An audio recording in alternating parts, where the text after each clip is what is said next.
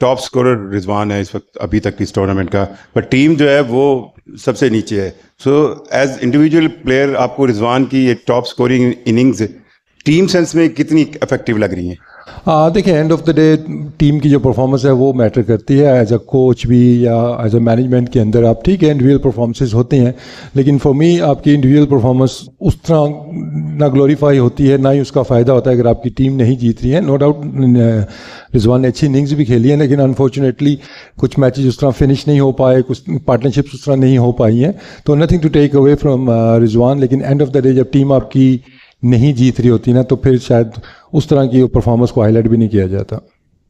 ऐसा तो नहीं है कि मुल्तान सुल्तान्स की टीम में यूनिटी कम नज़र आ रही है? क्योंकि पिछले दिनों जब हम बात कर रहे थे कुछ खिलाड़ियों से, तो ख़ास तौर पर जो बल्लेबाज थे वो कह रहे थे कि बॉलर्स ने रन्स लीक किए हैं और बॉलर्स डिफेंड नहीं कर पाए। तो जब बॉलर्स से हमने पूछा तो उन्होंने कहा फील्डिंग अच्छी नहीं हुई और बैटर्स उस तरह से स्ट्राइक रेट के मुताबिक नहीं खेल रहे। तो ये कुछ समझ नहीं आई, ब्लेम गेम भी चल रही थी कुछ कैंप के अंदर।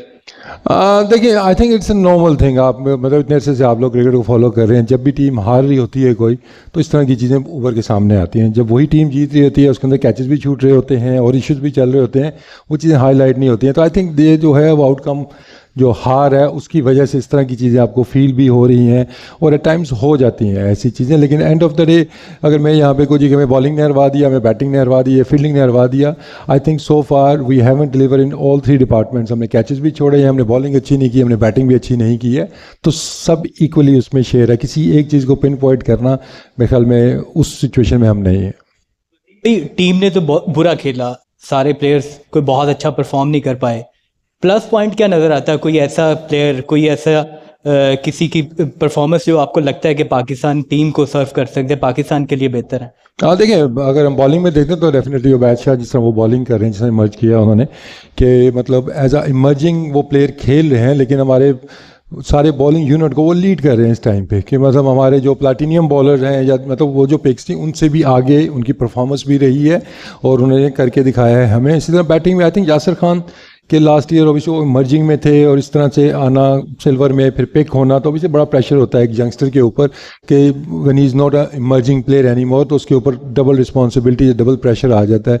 शुरू में उसको चांसेस नहीं मिले, लेकिन आया जिस तरीके से उसकी इनिंग्स खेली हैं, तो ये इज़ अ ब्राइट फ्यूचर। जिस तरह वो खेल रहा है और जिस तरह मॉडर्न क्रिकेट की एक रिक्वायरमेंट है कि आप वो पावर प्ले का भी किसी ने जिक्र किया था, तो आगे चल के I can see bright future. Wasim भाई, उसामा में लास्ट सीजन में बेस्ट बॉलर करार पाए थे, लेकिन इस दफ़ा उस तरह वो बॉलिंग नहीं कर सके।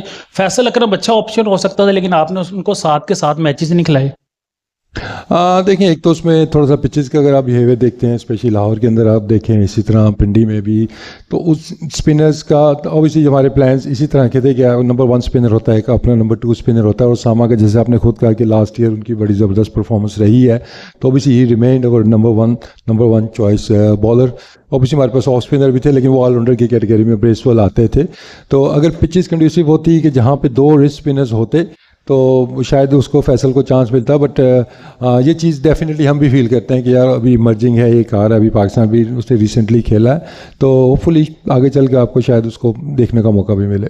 आगे जो 2-3 मैचेस बाकी हैं, क्या टीम का मोराल डाउन हो चुका है या अच्छे नोट पे फिनिश करने की तरफ जाएंगे कि कुछ ना कुछ तो हाथ आ जाए?